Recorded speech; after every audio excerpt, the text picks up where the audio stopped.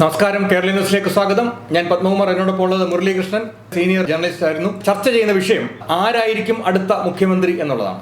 കോൺഗ്രസ് വൻ വിജയം നേടി.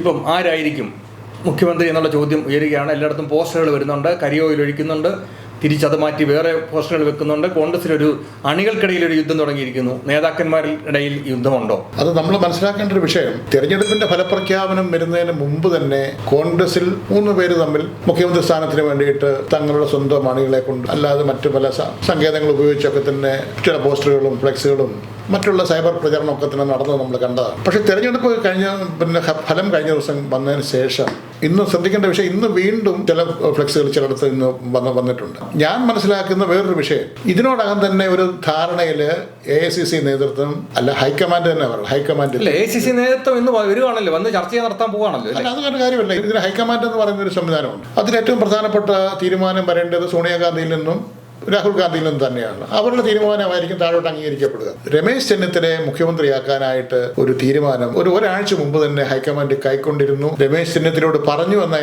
ഞാൻ മനസ്സിലാക്കിയത് UDF-ന് ഭൂരിപക്ഷം കിട്ടുമെന്നാണ് ഇപ്പോൾ നമ്മൾ മനസ്സിലാക്കി വെച്ചിരിക്കുന്നത്. അങ്ങനെയാണെങ്കിൽ നിങ്ങൾ സത്യപ്രതിജ്ഞ ചെയ്യാൻ തയ്യാറായിക്കൊള്ളൂ എന്ന് രമേശ് ചെന്നിത്തലയോട് ഡൽഹിയിൽ വെച്ചിട്ട് സോണിയാഗാന്ധിയെ കാണാൻ അദ്ദേഹം ചെന്നപ്പോൾ സോണിയാഗാന്ധി പറഞ്ഞു വന്നാണ് രമേശ് ചെന്നിത്തലയുമായി ബന്ധപ്പെട്ട അടുത്ത സോഴ്സുകളിൽ നിന്നും ഞാൻ മനസ്സിലാക്കിയിട്ടുള്ള ഒരു വിഷയം. 10th ജനപഥത്തിൽ 3 പ്രാവശ്യം പുള്ളി സോണിയാഗാന്ധിയോട് കൂടിക്കാഴ്ച നടത്തിയെന്ന് പറയും. അപ്പൊ അത് ഇത് തന്നെ ആയിരുന്നു സംസാരവും. ഈ ഉറപ്പ് നേടിയിട്ടാണ് അദ്ദേഹം തിരിച്ച് കേരളത്തിലേക്ക് എത്തിയെന്ന് പറയേണ്ടി വരും. അദ്ദേഹം ഡൽഹി ക്യാമ്പായിരുന്നു. അദ്ദേഹത്തിന് എപ്പോഴും അവിടെ ചെല്ലാനുള്ള സ്വാതന്ത്ര്യമുള്ള ഒരു നേതാവാണ്. അതായത് ഇന്ദിരാഗാന്ധി, രാജീവ് ഗാന്ധി, അതുപോലെ തന്നെ രാഹുൽ ഗാന്ധി, ഇവരോടൊപ്പം മൂന്ന് തലമുറയോടൊപ്പം പ്രവർത്തിക്കാൻ കഴിഞ്ഞു എന്നുള്ളത് വലിയ ഭാഗ്യമാണ്. സോണിയാഗാന്ധിയോട് അദ്ദേഹം പറഞ്ഞു, അദ്ദേഹവുമായി ബന്ധപ്പെട്ട ചില ആളുകളിൽ നിന്ന് ഞാൻ ഷെയർ ചെയ്ത വിഷയമാണ്. സോണിയാഗാന്ധി അദ്ദേഹം പറഞ്ഞു, എനിക്കൊരു സാധ്യത കിട്ടിയില്ലെങ്കിൽ ഇനി അങ്ങനെ സാധ്യത എനിക്ക് ഉണ്ടാകാൻ കുറവാണ്. കാരണം അദ്ദേഹം പറഞ്ഞ കാര്യമാണ്, ഇനി ഒരു 5 വർഷം കഴിയുമ്പോൾ 31 തെരഞ്ഞെടുപ്പിന്റെ സമയത്ത് ചിലപ്പോൾ വീണ്ടും LDF ഭരണത്തിൽ വന്നേക്കാം. പിന്നെ മനുഷ്യന്റെ കാര്യമാണ്. അദ്ദേഹം പ്രായമായി വരുന്നു. അപ്പൊ ഇപ്പോൾ എനിക്കൊരു സാധ്യത, എനിക്ക് ഈ പ്രാവശ്യം മുഖ്യമന്ത്രി സ്ഥാനത്തിന് താല്പര്യമുണ്ട്. സോണിയാഗാന്ധിയോട് ഉന്നയിച്ച കാര്യങ്ങൾ എന്താണെന്ന് ചേട്ടൻ നമ്പറിട്ട് പറയുന്നുണ്ടായിരുന്നു. രാജീവ് ഗാന്ധിയുടെ വിശ്വസ്തനായിരുന്നു. അപ്പൊ അന്നൊക്കെ ശരിയായിട്ടും സോണിയാഗാന്ധിക്ക് KC വേണുഗോപാലിനെയോ VD സതീഷിനെയോ അന്ന് അറിയില്ല. അന്ന് ആകെ അറിയാവുന്ന കേരളത്തിലെ നേതാവ് ഉമ്മൻചാണ്ടി, അതുപോലെ ആന്റണി, അതേപോലെ തന്നെ രമേശ് ചെന്നിത്തല, ഈ 3 നേതാക്കന്മാരെ മാത്രമായിരുന്നു അറിയാവുന്നത്.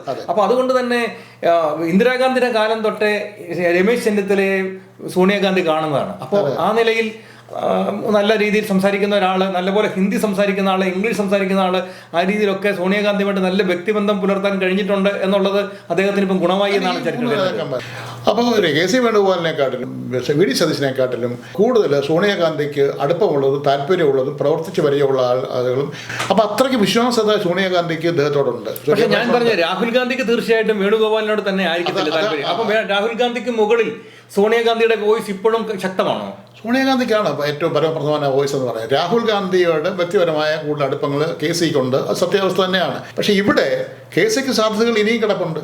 അതുപോലെ VD സതീശന് സാധ്യതകളുണ്ട്. 2026 തെരഞ്ഞെടുപ്പിന്റെ മാനേജർ എന്ന നിലയ്ക്ക്, തന്ത്രശാലി എന്ന നിലയ്ക്ക്, അത് ആസൂത്രണ മികവിന്റെ അടിസ്ഥാനത്തിൽ പറയുകയാണെങ്കിൽ VD സതീശൻ ഏറ്റവും നന്നായി പ്രവർത്തിക്കുകയും പ്രയത്നിക്കുകയും ചെയ്ത് അദ്ദേഹം ഈ റിസൾട്ട്, ഇത്രയും നല്ല റിസൾട്ട് കൊണ്ടുവരാനായിട്ട് പ്രയത്നിച്ചതിൻ്റെ ഒരു ക്രെഡിറ്റ് ഞാൻ കൊടുക്കുന്ന VD സതീശന് തന്നെയാണ്. അദ്ദേഹത്തിൻ്റെ പ്രവർത്തനങ്ങളോടോ അദ്ദേഹത്തിന് ഇതൊന്നും എനിക്ക് അഭിപ്രായ വ്യത്യാസങ്ങളൊന്നുമില്ല. പക്ഷേ തീരുമാനം ഡൽഹിയിൽ നിന്നും ആ തീരുമാനം ഓൾറെഡി വന്നിരിക്കുന്നു.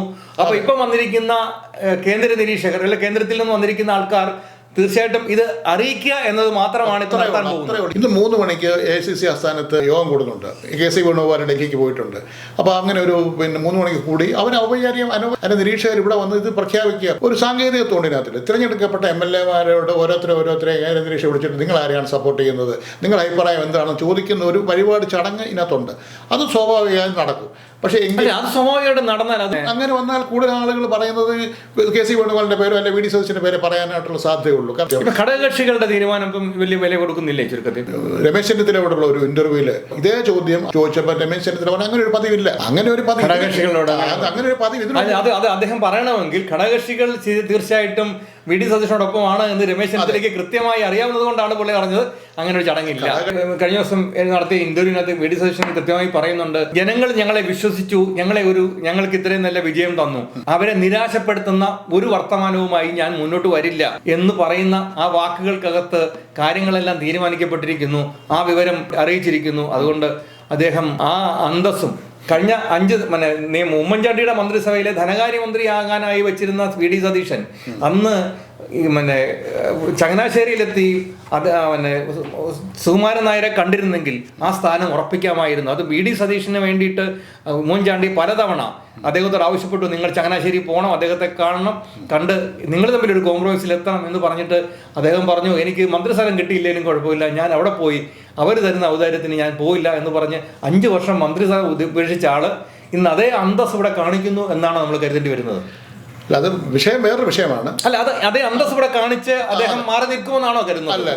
അല്ല, അങ്ങനെയല്ല. കാരണം ഈ പറയുന്ന ഇവർ 3 പേരും പറയുന്നുണ്ട് ഞങ്ങൾ ഈ മത്സരത്തിനില്ല, ഹൈക്കമാൻഡ് തീരുമാനിക്കും എന്ന നാഴികയ്ക്ക് 40 വട്ടവും ഇവർ 3 പേരും പറഞ്ഞുകൊണ്ടിരിക്കുന്നത് മാധ്യമങ്ങൾക്കൂടെ പറയുന്നത് നമ്മൾ കേട്ടതാണ്. ഇവർക്ക് 3 പേർക്ക് വേണ്ടിയിട്ടും അവരുടെ അണികളും അവരറിഞ്ഞോ അറിയാതെയോ മുഖ്യമന്ത്രി സ്ഥാനത്ത് ഇവരാണ് അർഹൻ, അതുകൊണ്ട് എന്ന് പറഞ്ഞുള്ള പ്രചാരണങ്ങളും റോഡുകളിലും സൈബർ ഇടങ്ങളിലും കൃത്യമായി നടക്കുന്നത് നമ്മൾ കാണുന്നുണ്ട്. ഞാൻ പറഞ്ഞത് അദ്ദേഹത്തിന്റെ വാക്കുകൾ അദ്ദേഹം ഒഴിവാക്കപ്പെട്ടിരിക്കുന്നു എന്നുള്ളത് കൃത്യമായി ബോധ്യപ്പെടുന്നില്ലേ? ആ വരികൾക്കിടയിലൂടെ വായിക്കാൻ പറ്റുന്നില്ലേ എന്നാണ് ഞാൻ ചേട്ടനോട് ചോദിക്കുന്നത്. അതാണല്ലോ ആദ്യം പറഞ്ഞത്. പിന്നെ ഏതാണ്ടൊരു ധാരണ ഡൽഹിയിൽ സോണിയാഗാന്ധി രമേശ് ചെന്നിത്തലയോട് പറയുന്നു, സത്യപ്രതിജ്ഞ ചെയ്യാൻ നിങ്ങൾ റെഡി ആയിക്കോളാൻ പറയണമെങ്കിൽ ഏതാണ്ട് തീരുമാനമായില്ലേ? രമേശ് ചെന്നിത്തല പറയുന്ന ഒരു വാക്കുകളുണ്ട്, രാഹുൽ ഗാന്ധിയും സോണിയാഗാന്ധിയും കോൺഗ്രസ് പ്രസിഡന്റും ഇവിടുത്തെ മുഖ്യമന്ത്രിയെ തീരുമാനിക്കുന്നത് എന്നാണ് പറഞ്ഞത്. അല്ലാതെ ഇവിടുത്തെ MLA-മാരോട് സംസാരിച്ചിട്ട് വോട്ടെടുത്ത് തീരുമാനിക്കും എന്നല്ല രമേശ് ചെന്നിത്തല പറഞ്ഞു. നിങ്ങൾക്ക് ആർക്കെങ്കിലും ഇത് കാണണമെന്നില്ല, രണ്ടുപേരുടെ അനുഭവം നിങ്ങൾക്ക് കാണുമ്പോൾ കൃത്യമായി ഈ മുരളീധരൻ പറഞ്ഞ ഈ സംഭവം കൃത്യമാകും. ശരിയായിട്ട് ഇത് ഞങ്ങളൊരു ബ്രേക്കിംഗ് ന്യൂസായിട്ട് നിങ്ങളുടെ മുന്നിലേക്ക് വിടാനായിരുന്നു ആഗ്രഹിച്ചത്. സത്യമായിട്ടും വരാൻ പോകുന്നത് ഞങ്ങൾ തന്നെ നേരത്തെ അത് വി ഡി സതീശനാകണം എന്നുള്ള ആഗ്രഹവും അതിനെ സംബന്ധിച്ച് കോൺഗ്രസിന്റെ തീരുമാനവും ഞങ്ങൾ അറിയിച്ചിരുന്നു. പക്ഷേ രമേശ് ചെന്നിത്തലയുടെ ഡൽഹി സന്ദർശനവും അവിടെ നടത്തിയ ജൻപതിൽ നടത്തിയ 3 പ്രാവശ്യം നടത്തിയ ചർച്ചകളിലും അവസാനം ഫലം കണ്ടിരിക്കുന്നു. ഒന്നുകൂടെ പറഞ്ഞ അവസാനം ആദ്യത്തെ 3 വർഷം രമേശ് ചെന്നിത്തല കേരളത്തിന്റെ മുഖ്യമന്ത്രി സ്ഥാനത്ത് ഇരിക്കുന്നു. വി ഡി സതീശന് അവസാനത്തെ 2 വർഷക്കാലം വി ഡി സതീശന് കൊടുക്കാം എന്നുള്ള ഒരു ധാരണയിൽ എത്തിയിരിക്കുന്നു എന്നാണ് മനസ്സിലാക്കുന്ന ഒരു വിഷയം. കാരണം ഇപ്പോൾ പിന്നെ ഹിതപരിശോധന, MLA-മാരുടെ ഒരു ഹിതപരിശോധന നടത്തി അവരുടെ അഭിപ്രായ സമന്വയം തേടുക, അത് AICC എല്ലാ കാലവും നടത്തുന്ന വിഷയമാണ്. അത് ചോദ്യം ഉണ്ടാകാം, ചിലപ്പോൾ നാളെയോ മറ്റന്നാളോ ഒക്കെ ആയിട്ട് അത് സംബന്ധിച്ചുള്ള ഒരു ഹിതപരിശോധന ഇന്ദിരാ ഹൗസിലായിരുന്നു, അത് നടന്നേക്കാം. MLA-മാരെ ഒറ്റയ്ക്ക് ചോദിക്കും നിങ്ങളുടെ അഭിപ്രായം ആരാണ്. പക്ഷേ അതിന്റെ റിസൾട്ട് ഒന്നും പുറത്ത് വരാറില്ല, അത് പുറത്ത് പറയത്തില്ല. പക്ഷെ നടക്കാൻ പോകുന്ന വിഷയമാണ്. ഇദ്ദേഹത്തിന് ധനകാര്യ വകുപ്പ് കൊടുക്കാനാണ് സാധ്യത. വി ഡി സതീശന് ധനകാര്യ വകുപ്പ് കൊടുക്കാൻ അദ്ദേഹം നന്നായിട്ട് കാര്യങ്ങൾ പ്ലാൻ ചെയ്ത് കൃത്യമായിട്ട് കാര്യങ്ങൾ ചെയ്യുന്ന ഒരു ഭരണാധികാരിയാണ്. ഇതാണ് ബ്രേക്കിംഗ്. തീർച്ചയായിട്ടും രമേശ് ചെന്നിത്തല കേരളത്തിന്റെ മുഖ്യമന്ത്രി ആകാൻ പോകുന്നു എന്നുള്ളതാണ് ഞങ്ങളോട് പറഞ്ഞു വെക്കുന്നത്. 3 മണിക്ക് കേന്ദ്ര നേതാക്കൾ വരാൻ പോകുന്നു, ഇത് പറയാനാണ് എന്ന് ഞങ്ങളിവിടെ ബ്രേക്ക് ചെയ്യുകയാണ്. മറ്റൊരു ചർച്ചയുമായി ഞങ്ങൾ വീണ്ടും കടന്നു വരും. അതുവരെ നന്ദി, നമസ്കാരം. കൂടുതൽ വാർത്തകളും വിശേഷങ്ങളും നിങ്ങൾക്ക് ലഭിക്കാൻ കേരളീയം ന്യൂസ് സബ്സ്ക്രൈബ് ചെയ്യുക. കൂടെ ബെൽ ബട്ടണും അമർത്തുക.